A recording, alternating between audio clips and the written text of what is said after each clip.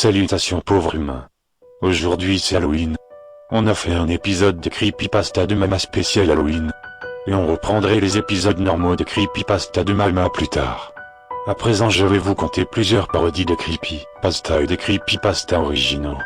Allez, je vais commencer avec l'histoire de la lettre pour le père bâtard. Nous sommes le 15 décembre 2005, en Auvergne. La section de la poste reçoit les lettres des enfants, qui envoient leur lettre Père Noël. À quelle famille appartient cet écu?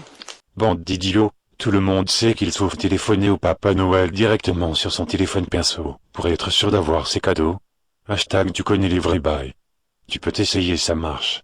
Bonjour, pendant les vacances de Noël, mon téléphone reste ouvert pour les enfants et leurs parents. 08 36 65. Ta gueule! Ta gueule! S'il te plaît, ta gueule! La lettre ne s'adresse pas au Père Noël, mais au Père Bâtard. Mais enfin bref, voici le contenu de cette fameuse lettre. Cher père bâtard, cela fait un an que tu es passé, et depuis ton départ, tout a changé. Déjà, parlant de tes cadeaux, je t'ai demandé une dinette, et tu m'as montré ta branlette. Quand je t'ai demandé pourquoi, tu m'as dit ta gueule c'est pour la rue. Ensuite, je t'ai demandé une Barbie, tu m'as offert un god de 40 cm. Je te rappelle que j'ai 5 ans, et que je n'ai pas fini ma croissance. Je t'avais aussi demandé un poney, tu m'en as donné un, mais mort. Alors viens le chercher, ça a commencé à tirer les vautours. Ma petite sœur s'est fait agresser par un corbeau.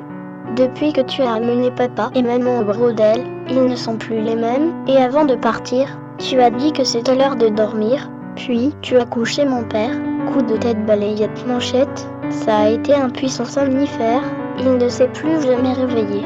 Pour finir, depuis que t'as empalé maman, elle n'arrive plus à marcher, j'aimerais que tu lui apportes un fauteuil roulant, cela fait un an qu'on est coincé à la maison sans pouvoir sortir, parce que tu as oublié la clé.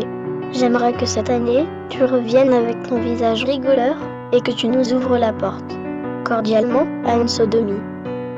Voilà, c'est tout pour cette première histoire. À présent je vais vous raconter l'histoire de Benito the Killer, qui n'aurait jamais dû prendre de produits illicites. Benito the Killer. Benito est un mafieux, mais il est malheureux. Tout pourrait être mieux, mais tout est devenu affreux. Chaque cauchemar le torturait, à chaque fois cela le réveillait, le rail de coq le reposerait, mais garde aux autres effets. Ce nectar de déglingué l'avait très bien transformé, les yeux rouges écarquillés, et le flingue bien chargé, il alla voir la racaille, cet abruti à la laine d'ail. Il était temps de dire bye bye, il allait manger la viande avec la paille. Une fois bien défoulé, Benito partit dans les abîmes, encore bien chargé, il fera un nouveau crime. On dit qu'une fois réveillé, Benito avait tout oublié, mais tous ses amis avaient été tués, le cauchemar ne faisait que commencer. Voilà pour l'histoire de Benito.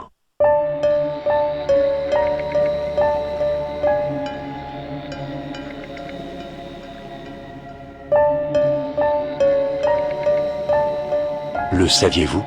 Mais d'après des rumeurs, le monde de Naruto ne serait qu'un rêve.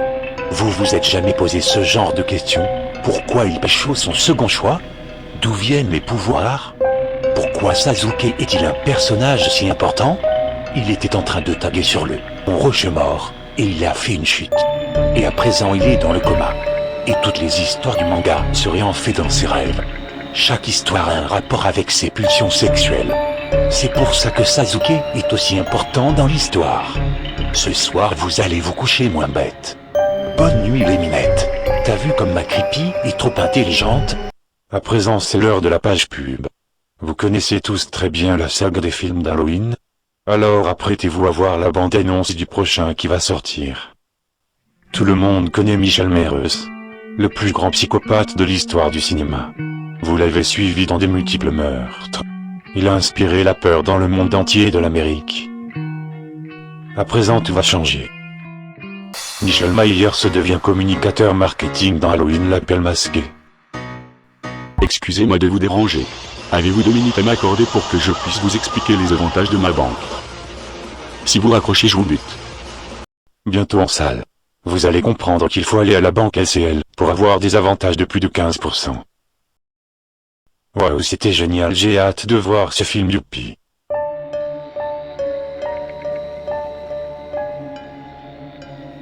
Le saviez-vous? Mais d'après des rumeurs, le monde de Jacques et Daxter ne serait qu'un rêve. Vous vous êtes jamais posé ce genre de questions? Pourquoi il a des grandes oreilles? Pourquoi il marchait pieds nus dans le premier jeu? Pourquoi il est muet dans le premier jeu? Il était en train de taguer sur le mont Rochemort, et il a fait une chute. Et à présent il est dans le coma. Et toutes les histoires du jeu seraient en fait dans ses rêves. Chaque histoire a un rapport avec ses traumatismes d'enfant. C'est pour ça que son enfance est si importante dans l'histoire et qu'il est si fort. Il est le héros de son rêve. Ce soir vous allez vous coucher moins bête. Bonne nuit les minettes. T'as vu comme ma creepy est trop intelligente? À présent préparez-vous à voir un petit court-métrage réalisé par l'équipe de la MAB. J'espère que vous allez bien rigoler, bande de bâtards.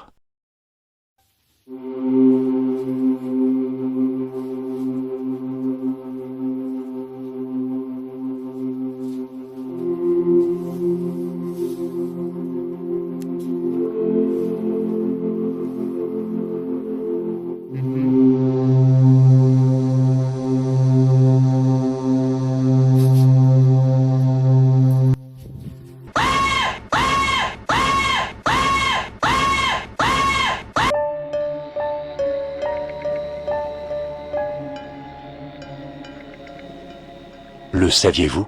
Mais d'après des rumeurs, le monde de Ratchet et Clank ne serait qu'un rêve. Vous vous êtes jamais posé ce genre de questions? Pourquoi il a des grandes oreilles? Pourquoi il marchait pieds nus dans le premier jeu? Pourquoi le plombier voit dans le futur? Il était en train de bricoler quand un astéroïde lui a pété la gueule et il a fait une chute. Et à présent il est dans le coma. Et toutes les histoires du jeu seraient en fait dans ses rêves. Chaque histoire a un rapport avec ses rhumatismes. C'est pour ça que Ratchet voyage de planète en planète. Pour régler ses problèmes et vivre des aventures incroyables.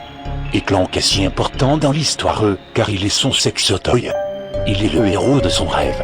C'est pour ça qu'il a un jeu avec Jack et Sly. Ce jeu de merde ce soir, vous allez vous coucher moins bête. Bonne nuit les minettes. T'as vu comme ma creepy est trop intelligente? Je vais vous raconter une nouvelle histoire qui se passe dans un avion. Et si vous avez peur de l'avion, bah allez vous faire foutre. Cela s'appelle par son prénom. On raconte que dans certains vols, des psychopathes masqués. Oh non, pas ce genre de masque. Ah bah c'est mieux. On dit aussi que ces psychopathes tuent aussi les passagers, puis les pilotes. On pourrait supposer que les psychopathes soient morts. Mais pourtant, on répertorie une vingtaine d'attaques dans la boîte noire. On entend toujours le même message. Yeah, je suis dans mon jacuzzi, t'es dans ta jalousie. Jalousie. La prochaine fois que vous trouvez un fan de la fouine dans un avion, n'hésitez pas à tuer-le.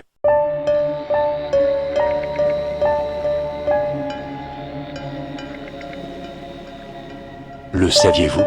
Mais d'après des rumeurs, le monde de Titeuf ne serait qu'un rêve. Vous vous êtes jamais posé ce genre de questions? Pourquoi sa coupe de cheveux est si bizarre? Non, c'est bon, j'arrête de justifier tout par le rêve des persos. Ça commence à se voir que je me fous de leur gueule. Waouh, cette histoire est trop géniale.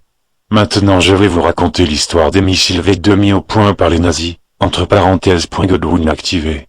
C'est il y a très longtemps, en novembre 2014.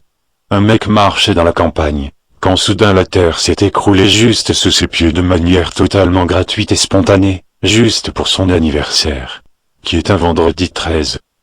Il tomba dans une sorte d'immense grotte, sombre et sans lumière. En fait, ça voulait dire qu'il voyait comme à travers d'une pelle. Il tenta de se relever mais son coude toucha une sorte de caillou qui s'est enfoncé dans la roche et il entendit un clic. Et deux immenses missiles recouvertes par la poussière se dépoussiérèrent et jaillirent de l'immense grotte. Si je ne vous ai pas donné le nom de cette histoire, c'est parce qu'elle est très révélatrice. Le titre est... Et vive les gros nichons, les paires de seins comme des ballons.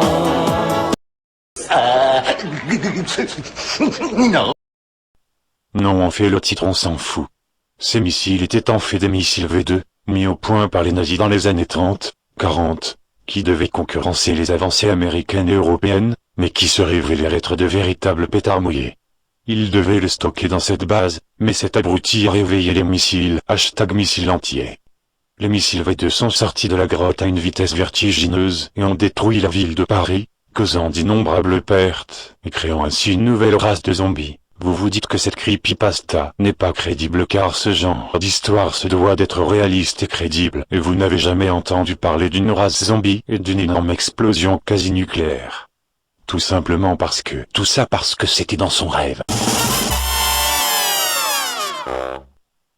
Voilà, la vidéo spéciale Halloween est enfin terminée. J'espère que ça vous a plu.